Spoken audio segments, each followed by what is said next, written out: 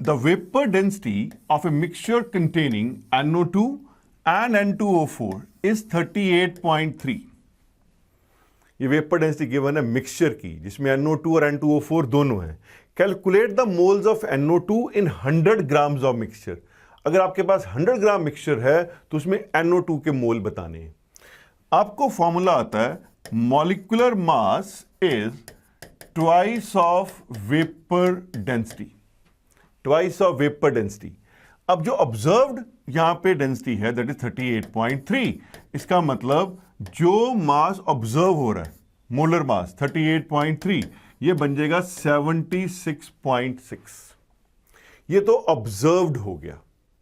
अब 100 ग्राम में हमने सॉल्व करना है तो मान लिया let mass of NO2 in the mixture, उसको हमने x ग्राम मान लिया. अब टोटल मिक्सचर है 100.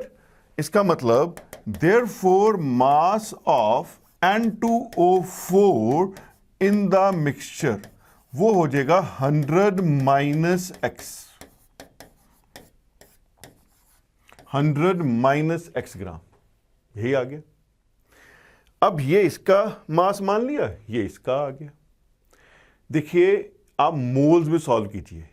इसके मोल निकाल लो, इसके मोल निकाल लो, ये दोनों ऐड कर लो. ये ऑब्जर्व्ड जो यहां पे आएगा मास, इसके मोल भी निकाल लो, उसके इक्वल आ जाएगा.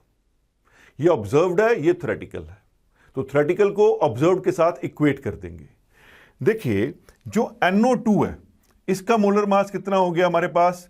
नाइट्रोजन 14, ऑक्सीजन 32, ये बन गया 46. तो NO2 का मोलर मास 46 आ गया.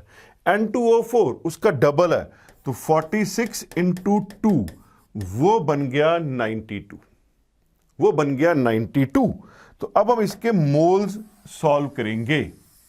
तो देखिए मोल जब सॉल्व करते हैं तो हमारे पास जो NO2 है उसका मास है x और मोलर मास आ गया 46.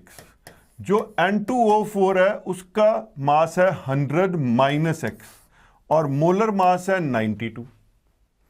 Is it okay?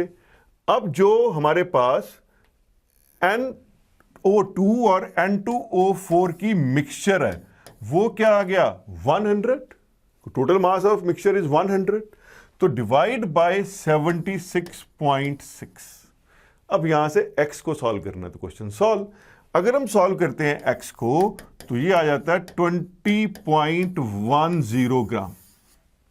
इसका मतलब NO2 का अमाउंट मिक्सचर में 20.10 ग्राम है. तो रिमेनिंग कौन हो गया? N2O4. अगर एग्जामिनर ने मास तक पूछा हो फिर तो हमारा क्वेश्चन यहीं पे खत्म हो गया. उसने मोल तक पूछा होगा तो आप इसके आगे मोल निकाल लो. अब number of moles is given mass by molar mass. अब NO2 का मोलर मास आ गया 46. इसको अगर हम सॉल्व करते हैं तो आंसर आ जाता है 0.437. तो इतने मोल प्रेजेंट हैं NO2 के इन द मिक्सचर ऑफ 100 ग्राम.